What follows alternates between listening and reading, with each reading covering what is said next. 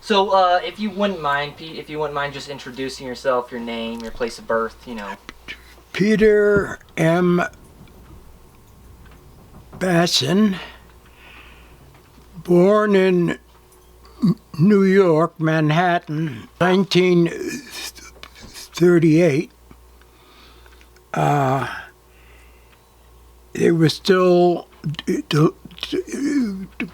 delivering ice and stuff like that to houses. Okay, yeah, so before refrigeration and whatnot. That's right. I was in the Army. 802nd Field Artillery, Okay. 8-inch howitzers, self-propelled.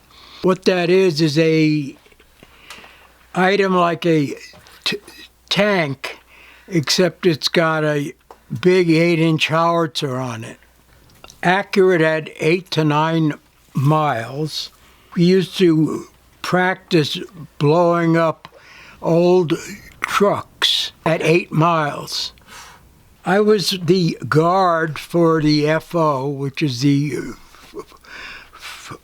forward observer. So I was out there with him about half a mile from where stuff was landing. I was right there. At that age, 18, 19, I thought that was hilarious. I thought that was fun. I was 18. I had just gotten out of high school. I had already been accepted into college, and I didn't believe I was old enough to actually profit from that. So I opted to join the Army, which ended up absolutely great for me. Mm-hmm. You said you had a great time. I had a wonderful time. Awesome. Right now, I'm still happy because I got the VA. I'm old. I need all kinds of help. I got the VA. It's free. And they're taking care of you. It's free. No, They that's take awesome. care of me. That's great to hear, because I know some people don't, you know, some people have some, not necessarily horror story, but bad stories about the VA, so that's awesome they're taking care of you. I don't have any. I've had 5 heart attacks. I've had a small stroke. Sorry. I've had some injuries. I'm no good now with single action handguns. I just can't do it. I can use the other hand. And they've handled all of it very nicely. I've been in the hospital in Albuquerque. I was in from 1957 in July to July 59, Germany. I still have Army friends. We're in contact. Just don't forget it. You're just deployed Back there in to those save me. days, the government believed that there was a strong possibility that the Ruskies were going to come over. The Berlin Wall, I don't think they built that till after I got out. But there's an area called the Fulda Gap where they really believe a bunch of Russian tanks were going to come over. So they had us on the border with the 8-inch howitzers that I was in. When you're 19, that was fun. I thought it was great fun. And so when you say the border, you mean the border of West and East Germany or the border of Germany? No, West and East, West and yes. East Germany. Could you also explain what Germany was like 12 years after World War II? Well, I'm a Jew, so went out dressed in civvies. Mm-hmm. I had a Jewish star, turquoise, silver, Oh, that's cool. that I always had on. I provoked things because I still had animosity, you know? And quite honestly, 90% of the Germans that I talked to, we like Jews. We like Jews. Yeah, yeah. And they probably didn't want to talk too much about the atrocities committed. Absolutely not. Yeah, it was probably hush-hush. No, and I did go to some of the old, Auschwitz spots like that. It's disgusting. I mean, you can't, it's horrible. It's beyond words. It is. It is. It's awful. Were they still rebuilding infrastructure, such as like buildings that had been blown up during like the invasion of Berlin? When I was over there was still a lot to be done. There were areas that still hadn't been ironed out yet. But on the whole, because I bought a Harley from the Army, and I went all around on it. And I ended up hanging out with a German motorcycle group, let me say. Ended up with a German girlfriend. She rode on my Harley as we all rode around. And I had a real good time. Did you ever stay in contact with this woman? No. No. Yeah, after you left. When I split, it was the end of it. yeah, that's how it was when you're that young. Yeah. That they kind of wanted the Russians to invade. Was that kind of something that people were excited about? Almost all of us. We really were up for it. Because we were training and camping out in snow and all that crap all the time. Basically doing nothing. And quite honestly, after you've been at it for one whole year, that's no fun. So we were up for it. I'm still in contact with some of my old Army pals, and it's interesting what we've all been through afterwards. But yeah, back in those days, we were all up for it. All of them were either draftees or had joined just like I did. What was your favorite thing about getting when you were off from being on? At that age, it was drinking beer, which of course they have great beers, hanging out, trying to pick up all the ladies, and that's what we did. And so, in Western Germans, because they were more, because obviously East Germany was more communist, or was communist. Right. I've heard West Germany was a lot more Western in the sense of culture, and so were Absolutely. they were super fond of you guys? Yes. Okay, that's awesome. Yes. They loved all the U.S. soldiers, basically, just in general? They treated us very well. After I was over there for just a little bit, I understood that I had the GI haircut, but if I bought a German outfit and put on a hat, I could slip in and out a lot of places. Okay. And nobody was really sure. Did you speak German? A little. A little. Okay, enough to get around.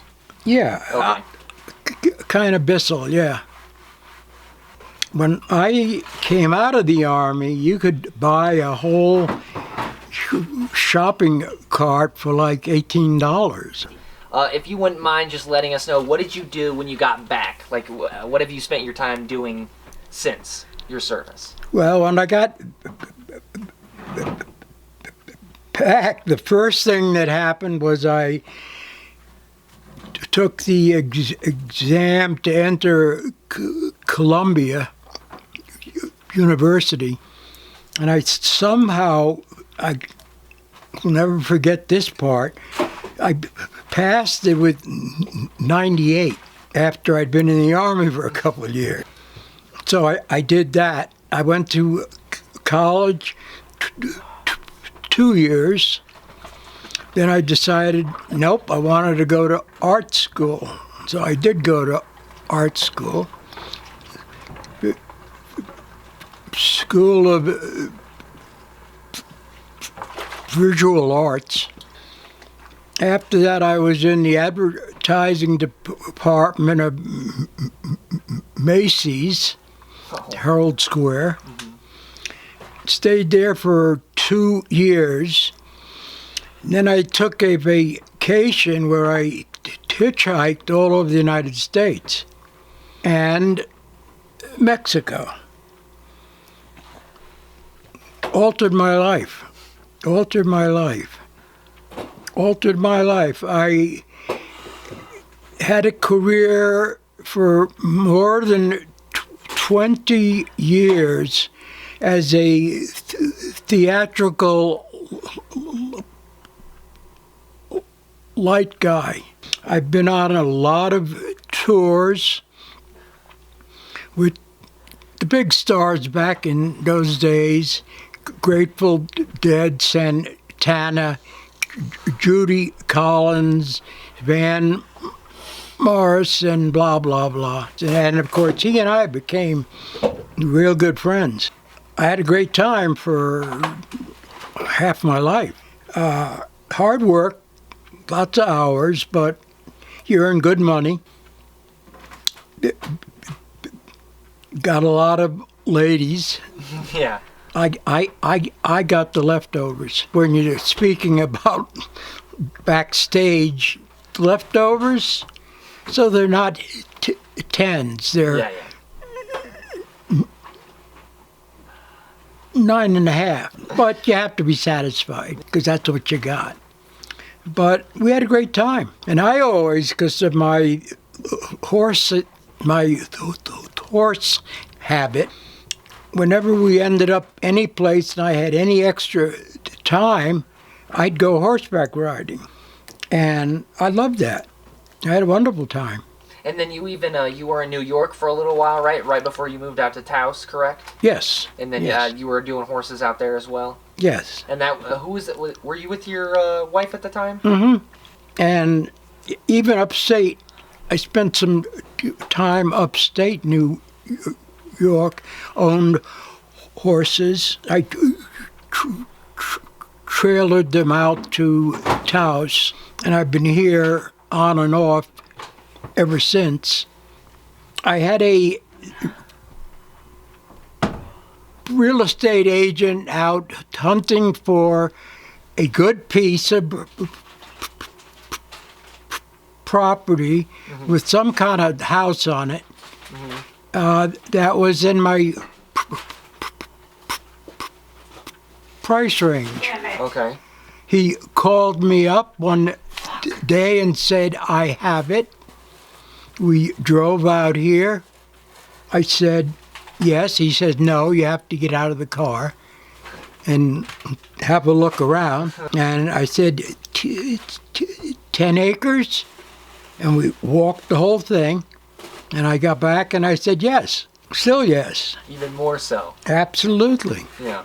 And I had no idea where I was because I'd never been up in this area. Back in those days when I first got out here, as you know, because you grew up right next door, you could shoot, you could do whatever you wanted. Yeah. And yeah, like we were saying, you could go walking anywhere. Yeah, you could torch ride the whole place. Thousands of acres. Yeah. You know, it's great. Yeah, no, it was wonderful. Yeah.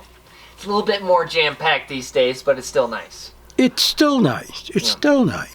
I mean, I don't have an argument. I have never had an argument with anybody in this area. It doesn't happen often. Yeah, no, exactly. I've been other places where you have an argument, you know? Somebody's got to act wrong, and there you go.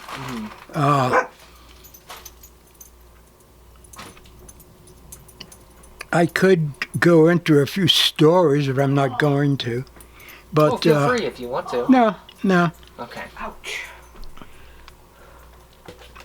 Like the time I was coming home from a cold, icy motorcycle trip upstate, and I walked upstairs to my apartment, and there's this guy trying to get in.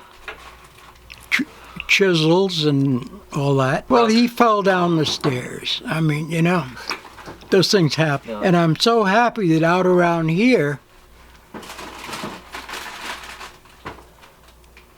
I had one incident. Some guy drove up when we first got here, and he was drunk, and he didn't know where he was, and he got obnoxious. I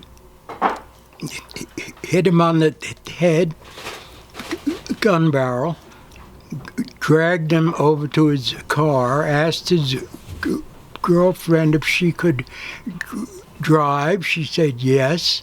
I said, help me get him in the car, and adios. But those things happen.